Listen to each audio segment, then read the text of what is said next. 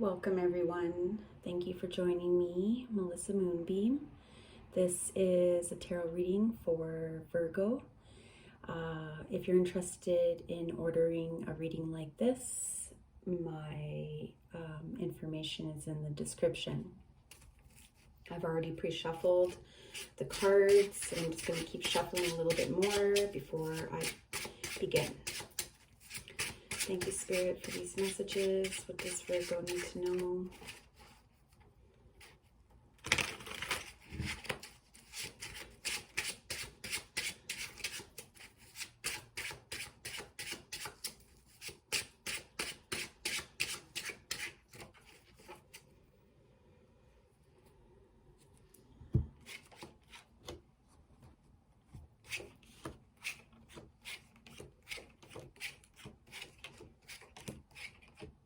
All right, so here we have the World card. So this is talking about a culmination, coming full circle, the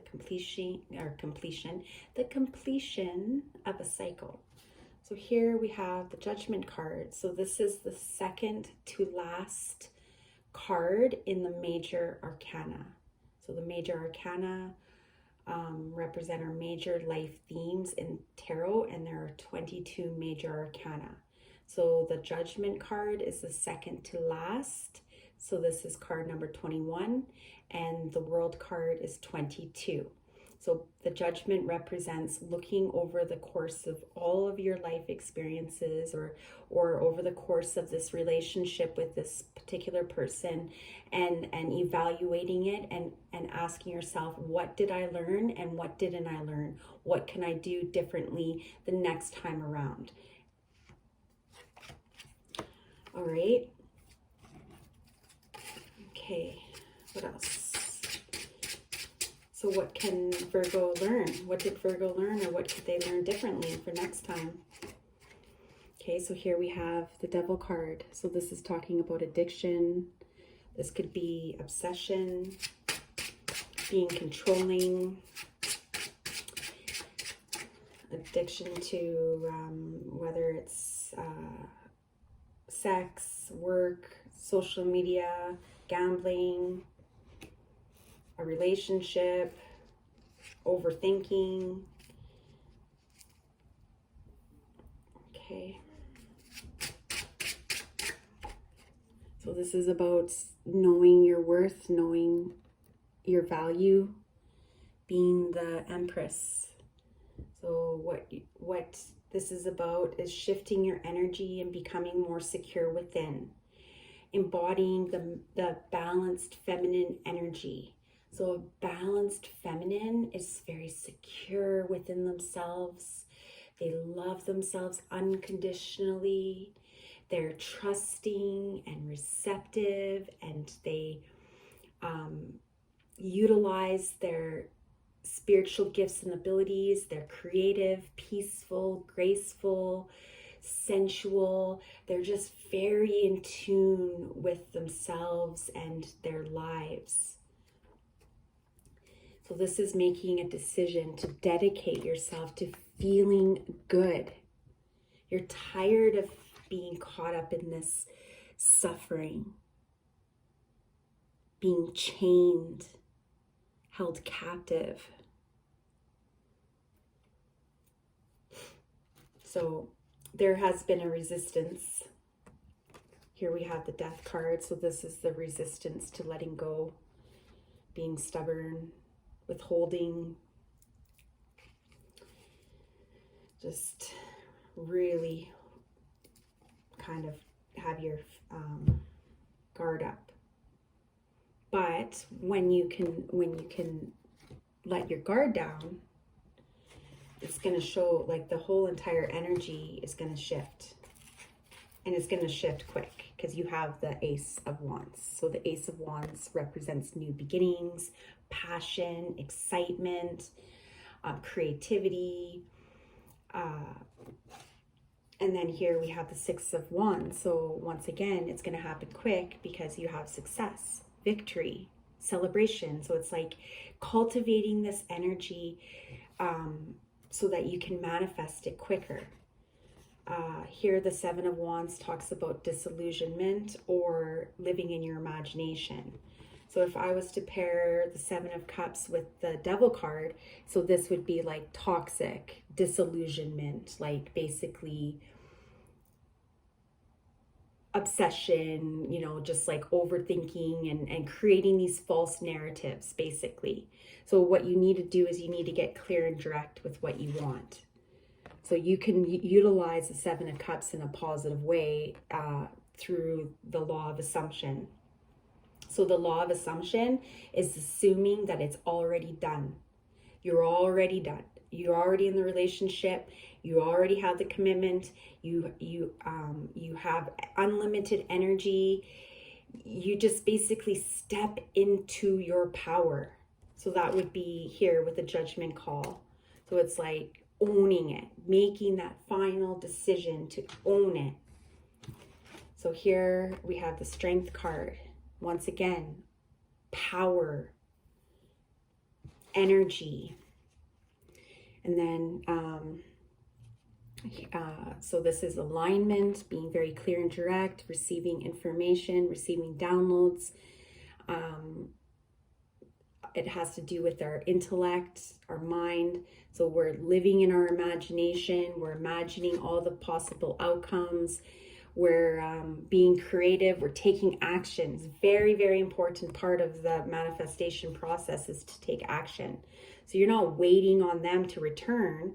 You're living your life. You're doing your thing. You're enjoying being in the moment, right? Because you are the Empress.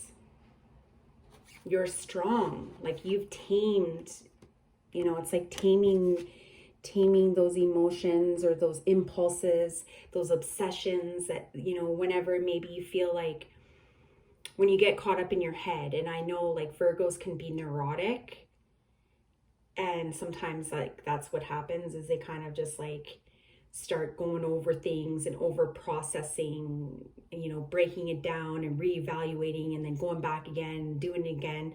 So it's like basically when you get stuck in the cycle, doing the same thing over and over and over again. But you've learned that lesson, right? So it's like, okay, it's time to have the culmination, to receive your blessing, you receive your gift. So what is it that you want? Okay, so here the Moon card talks about hidden information. Okay, so let's just delve a little bit deeper into the Moon card. What does the Moon card represent? It represents your wish. So you're keeping something secret. You're withholding your feelings, your what you want. Maybe it's because you want to please another person, or you don't want to disrupt a situation because you feel like if you say anything, you'll prevent. If you say anything, then there's a possibility of preventing you from having what you want. But it's basically what you want to do is you want to step into your power. That's what gets you what you want. Be secure. Know your worth. Don't settle for the bare minimum. So there is going to be an abrupt ending of this relationship dynamic when you say there is. So if you want to have, what do you want? So here we have the Tower or the Ten of Pentacles. Completely different energies. So this is when you've built security, you've received your wish, you have everything you want, need, and more. There's this overabundance of wealth, prosperity, happiness, joy, contentment. You're living the life. Living the life. But here it's like the Tower is like an abrupt ending. It's talking about a relationship that's been built on a faulty foundation, or any situation that was built on a faulty foundation. Gotta fly. Okay, so basically you can have this, but you gotta accept the end. And you gotta be like, start living in your imagination, start focusing on your wish and envisioning it like it already is. You gotta live it like it is. You're already the priestess, you're already empress. Like, you already have it. You're not waiting. You're not settling for less. You're not getting breadcrumbed. You've made the decision. You're loving yourself first. You're loving yourself unconditionally. And then what happens? And lo and behold, guess what happens? No more of this. No more breadcrumbing. None of that. That's done. Boom. Guess what happens? You get the Emperor. The Emperor and the Empress and the Lovers. This is a conjoining of energy. This is when you unite. Right here, look at this. Boom, right here on the top of the deck. Look at that. I'm literally getting chills right now. The Two of Cups. This is a divine union. But the divine union is within. That's how you manifest the relationship. That's how you create the life of your dreams. You create this 10 of Pentacles energy. Is by being secure, knowing your worth, knowing your value, not settling for less. Step into your power. And then what happens is you end up getting your happily ever after. That's when the masculine, from a physical perspective, a separate person that's not, comes in and makes a love offering. But you have to integrate your energies first. You become balanced and secure. That's the key word of this reading, secure. Okay, so change is on the way, but you are the one who's driving the ship.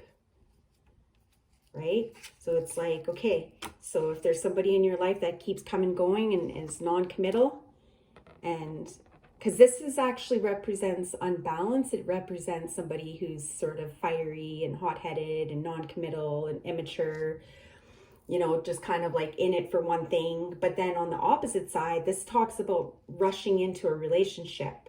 So there's two ways I look at this. Wanting to rush into a relationship with somebody who's not ready, or you getting your energies prepared, getting secure within yourself, balancing your masculine and feminine energies, becoming receptive, knowing your worth, all of those things that I've already said. And then what happens is somebody comes in and offers you a commitment. They come rushing in because they're like, wow, they have something. There's something about her. There's something about him. There's something, and I want to know what it is. That's when you get this.